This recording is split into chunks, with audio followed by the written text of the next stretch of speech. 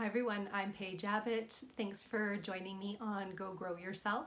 Today's topic is on burnout.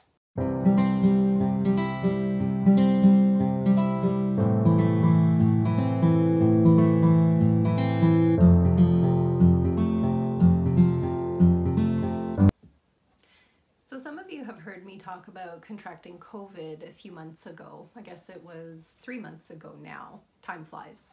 And when I got COVID, it really sucked. It was a horrible thing.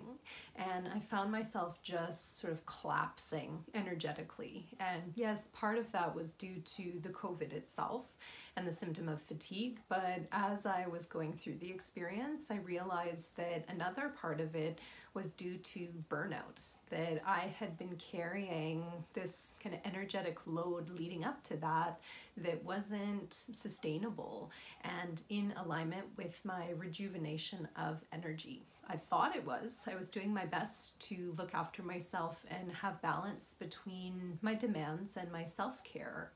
But I could just feel that energetic crash was not in harmony. And certainly as I was recovering from COVID, that was very true. So the demands in my life did not kind of equate to the self-care and the energy rejuvenation that was possible. So I had to make some changes, adjusted my schedule, adjusted my demands, and this honestly is a huge requirement in healing from burnout, is we have to make some changes. But I might be getting a little bit ahead of myself, so what is burnout? Have a look through these signs and symptoms of burnout and see if any resonate for you right now.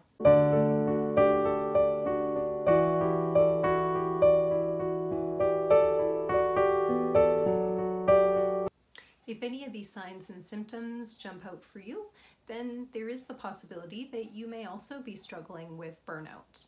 I think a lot of people on the planet, quite frankly, are struggling with burnout right now.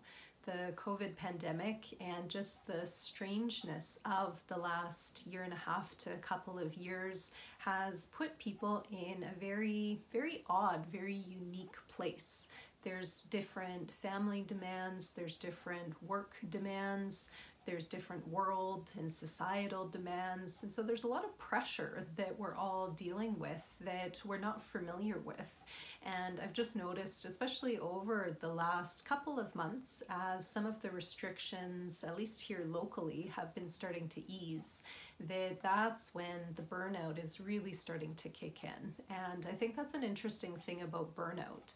It's almost like when the finish line, so to speak, is in the view, that's where people really can start to feel that collapse and just let themselves fall energetically, realizing how much they've been carrying. So what exactly is burnout? I'm using that word a lot. You've probably heard it been talked about before, but what really is it? Well, from my perspective, burnout is when there's a discrepancy, there's a difference between our energetic output versus our energetic input. And with burnout, usually what's been happening is the output has been greater for far longer than the quantity that we're inputting. So it creates this mismatch that obviously results in a deficit, right? We're pouring out more energy than we're taking in. That's a problem. So what we're left with is this state of burnout. And as you read some of the signs and symptoms, I think often people get burnout confused, especially with depression. I view depression's a dip energetically, so just a total drop in feelings, mood, affect, behaviors, motivation. Anxiety is a high blip, so there's an activation of energy, not necessarily motivation, but there's a high energy feeling with anxiety, whereas burnout is kind of in the middle. It's a stagnancy, it's a flatness. But what you need to make sure of is that you're not confusing flatness for neutrality. Burnout is an absence. There's just an absence of connection, of care, of capability, of energy, of everything. And that in and of itself can be very distressing to the person who's experiencing it. I know for me personally, I experienced that depersonalization, that kind of numbness that can come with burnout. And that was a very odd experience for me. Being a mental health provider, I was kind of going through the Rolodex of thoughts of, am I depressed? But it didn't feel like depression. It just truly felt like a flatness. There was a difficulty feeling like you can connect and engage in the world around you. And for me, it would come and go. So that wasn't there consistently. And I suspect that that might be the case for lots of other people as well, that that's not a constant state of being. If you've been living in that burnout state of the energy output being far greater than the energy input for a long time, yeah, then I can see how that constant sort of numbness, deconnection, depersonalization, disconnection, not deconnection, has been active for you for a long time.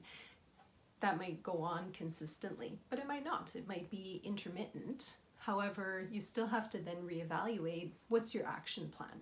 So if you've determined that some of these burnout symptoms may be connecting with your experience, the question becomes, what then? What do we need to do?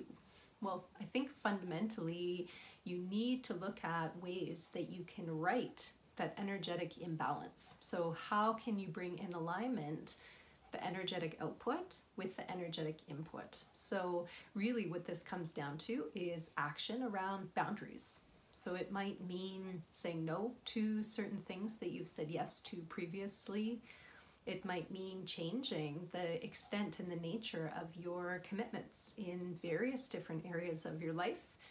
It may also look at change in increasing the amount of time and energy and resources spent nurturing yourself. So you may need to take some time every day to just be with yourself, to do something restorative.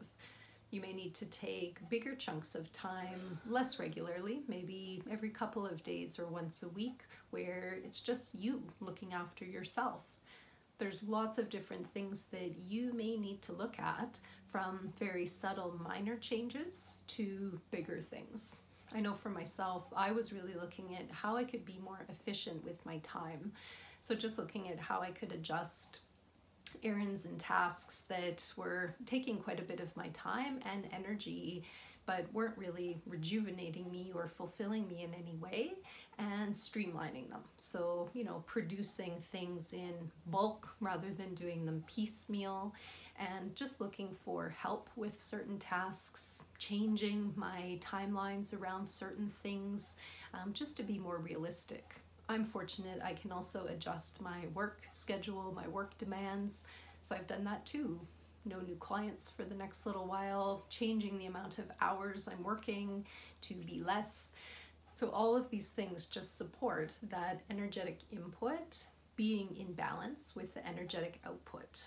And just to clarify, when I mean imbalance, it doesn't mean that we necessarily want them equal. It would be nice to actually have a stockpile, so a balance of energy, rather than just always finding yourself with that total equality. And how would we know that? Well, we don't, but you can feel it within yourself when you've expended versus what you've taken in, and kind of where you're at. Do you feel like you have extra energy left over in the tank, so to speak?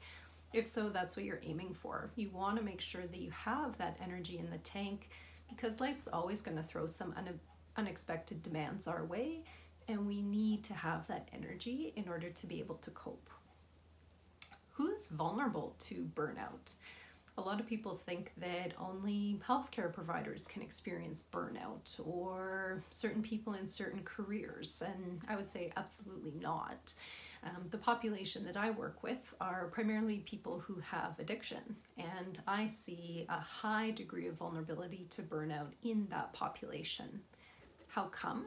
Well, I think for people who struggle with problem substances or behaviors, some of the motivation behind the burnout is they get trapped in saying yes and doing, going, really to cover up the shame and the guilt and the remorse that they feel about themselves for their behaviors.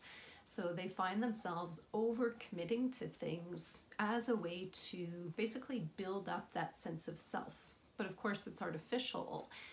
The sense of self can't be built through just doing actions for other people. It needs to be built through doing things for self and rejuvenation. So ironically, in that quest to build up self, the self is actually being eroded because that energy is being output and there's not enough energy being input. We need that energy input to deal with shame, to deal with guilt, and to improve that relationship with self.